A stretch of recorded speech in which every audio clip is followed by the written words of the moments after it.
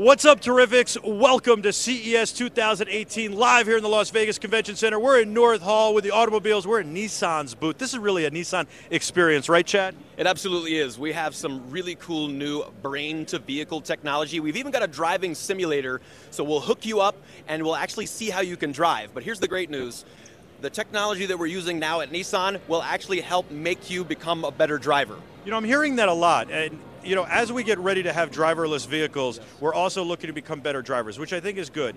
And a lot of people want to make us safer drivers. Is that part of the package? It absolutely is. Not only safer, but more exciting and more enjoyable. So through the technology, we're essentially monitoring your brain waves and predicting what's going to happen next. It's generally about a 0.2 of a second to about a half a second delay to get the signal from our brain down to our hands to actually make those corrections through turns out there on the road. So this is going to cut down on that significantly and obviously help make you safer. Now, this isn't actually monitoring my brain waves by sending rays into my head or making me wear a cap on my head. Is that correct? Well, actually, it's a sort of cap. It is, a little headset that you have to put on. Otherwise, we wouldn't be able to. Is that this thing right here? That is exactly what it is. So we basically hook you up to a headset, and this is the driving simulator. Would it be possible to try it?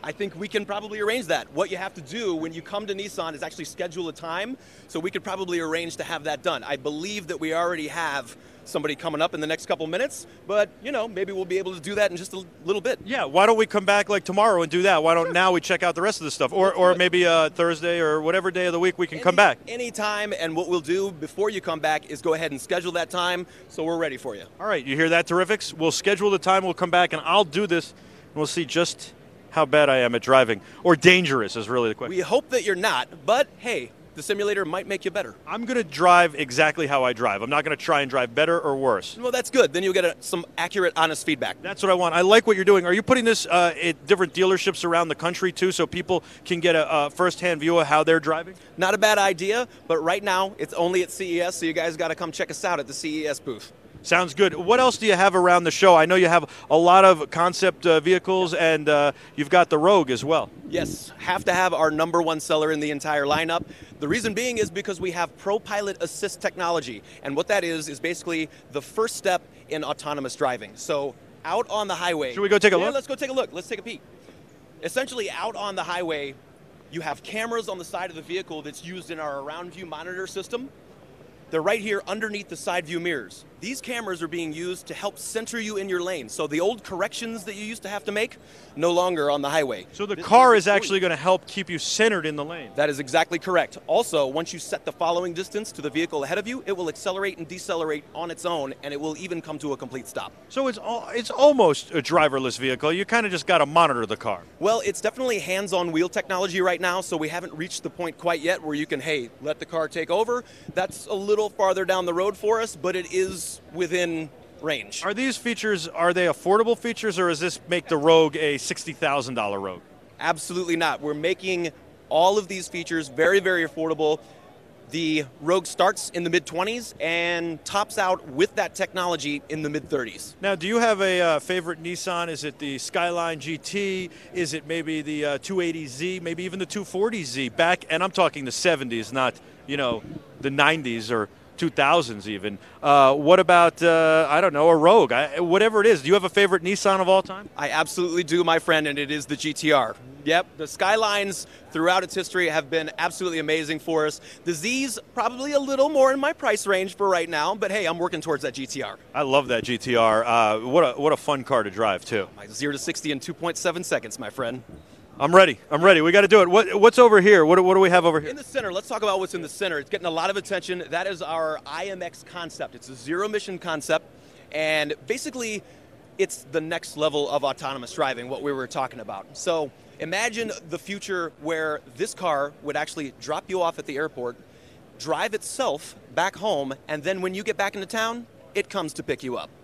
I love that. I think it's phenomenal. But my question is, and I like the design and everything.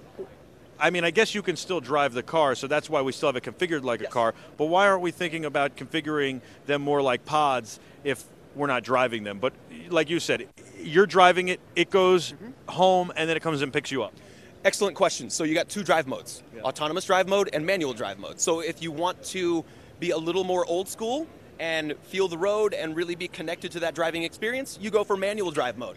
If you want the car to take over for you, that's what autonomous drive mode is for. And you can always switch between. Absolutely. And what about the LEDs in the door? Are those just, and also the headrests have holes in them, are those just, like cool design elements, or are those functionality? So generally in the concepts, what happens there is, they definitely have that cool look, right? Yeah. However, we don't always see everything that's in a concept vehicle come to fruition in the actual production model. We'll have to wait and see, since it's still a concept for now. But does it do anything, or is it just design elements? Design elements for right now. Okay. Yeah. And what about when we think something like this might hit the road? Is it 2020, 2025, 2030? Well, no actual time frame for the moment, but stay tuned, because the next cool thing is always right around the corner. Excellent. And how about over there? We got something cool over there? There's a cutaway for the Nissan Leaf showcasing our new powertrain. 40 kilowatt hour battery, giving you 150 mile range. We also tweaked the electric motor, giving you more horsepower and torque. So not only is it safer, but it's giving you a longer range and more exciting drive. So I think, if I'm correct, that's up, you're saying 150 mile range-ish. That's up from about 80 or 90? Yes and no. So there were actually, in the previous generation Leaf, 2 different batteries. We started off with a 24 kilowatt hour battery, and then a few years ago we went to a 30 kilowatt hour, and that one was about 107 mile range. But this one is a nice bump up to 150. Very nice. And what's the acceleration on it? Because that's always a question with electric vehicles. And I say to people, a lot of times they don't understand that an electric vehicle doesn't need to spool up, so it actually usually has a lot more acceleration a lot earlier, which is what people worry about getting on and off a highway. That's absolutely correct. 0 to 20, 0 to 30, it keeps up with the sports cars in Nissan's lineup we were just talking about a minute ago. The Z and the GTR, because of 100% torque at 0 RPMs. Sounds like it's a lot of fun to drive. Chad, thanks so much. I'll tell you what, we'll schedule something where we can come back and take that for a test spin, see how I do behind the wheel. And how'd you get to Nissan? Well, I've been working with Nissan for about 8 years. I'm a product specialist, so I get to travel with all the auto shows and get to cool events such as CES. When you started, did you ever think you'd be at CES? You know, probably not, but I'm happy to be here. It's super exciting. The audiences are so passionate, and we love having everybody here checking out Nissan's cool tech. Well, we love checking it out, too, and we love that the Terrifics got to check it out. At BeTerrific TV on all social media. We're going to go to Allison right after this. Stay with us.